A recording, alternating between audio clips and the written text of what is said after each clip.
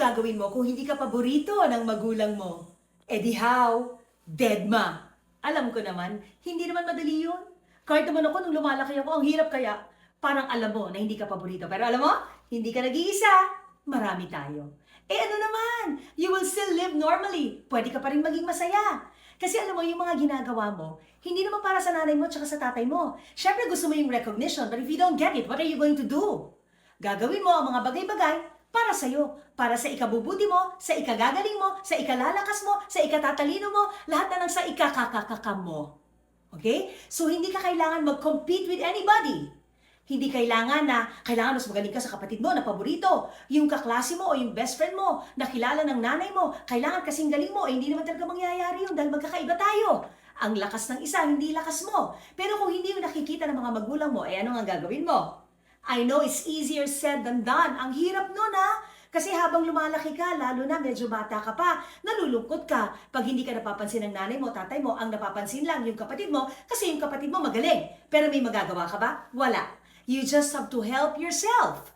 Do the things that you like doing para makalimutan mo na nag-iimaw-imaw ka doon sa mga hugot mo. Gusto mo lumabas, gusto mo mag-jogging, gusto mo maglaro, gusto mo, I don't know, talk to your friends, but try to do that para medyo ma-distract ka dahil hindi naman positive yung palagi ka na lang nalululong doon sa thought na hindi ka paborito. Ngayon, para sa mga kapwa nanay, para sa mga magulang, pwede ba?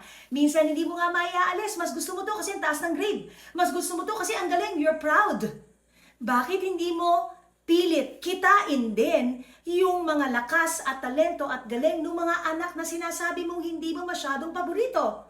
Baka magtaka ka, one day, yung sabi mong hindi mo masyadong paborito, yan pala ang anak mo na gagawin kang very proud.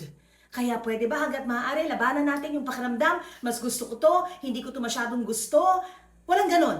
Kung i-date mo ang isa, i-date mo ang lahat. Kung may bibilin ka dito, kailangan magkaroon ng chance ang lahat na bibili mo rin kung ano yung ibinigay mo sa isa. We have to be fair. Dahil tingnan mo na nga ang hugot at resentment ng mga anak natin habang buhay.